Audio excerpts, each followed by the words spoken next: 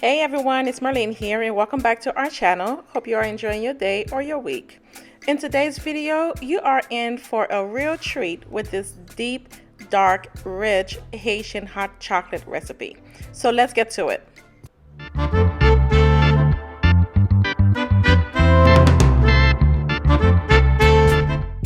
So guys, to begin making this delicious rich drink, we need to start by boiling the water and add in cinnamon sticks, star anise, and a little bit of salt to balance out the sweet flavor. Once your water has boiled, go ahead and add in your chocolate balls.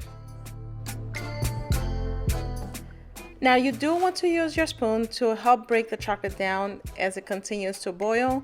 Haitian hot chocolate is very rich and is very dark, so it is pure and organic. So therefore, it does require a little bit more work than you would with normal chocolate powder. So in this case, we're using our spoon to help break it down. Continue stirring to help the chocolate dissolve.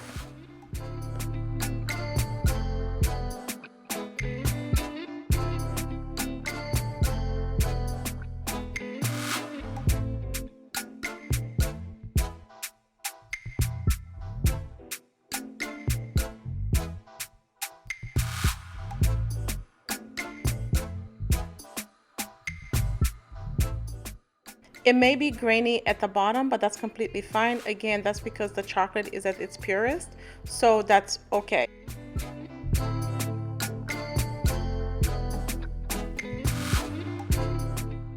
Once you are done, go ahead and strain the chocolate mixture.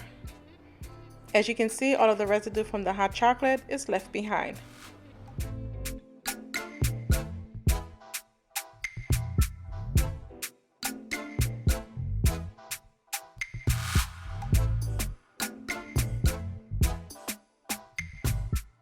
Go ahead, use your spoon and go in circular motion so you can get all of the richness from the chocolate.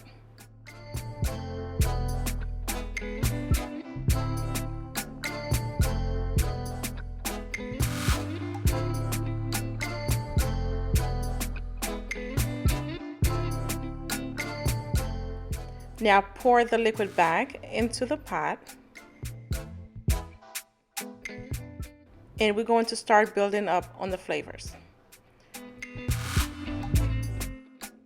We're adding carnation milk. If you don't want to use carnation milk, that's perfectly fine. You can use whole milk or you can also use creamer. But traditionally, carnation milk is always used.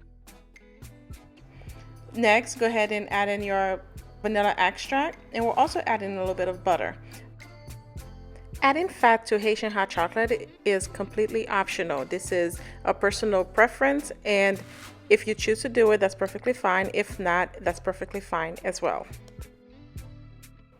Don't forget to add in the sugar and a little bit of lemon zest or lemon peel to make all the flavors pop. And continue to simmer just for a few more minutes, about 5 to 8 more minutes, and that's it.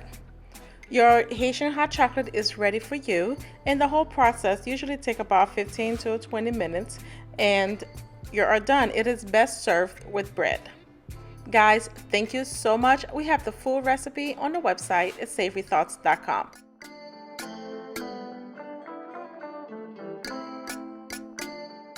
We would love for you to subscribe so you don't miss out on any of our new videos. Thank you so much, guys, and have a blessed day.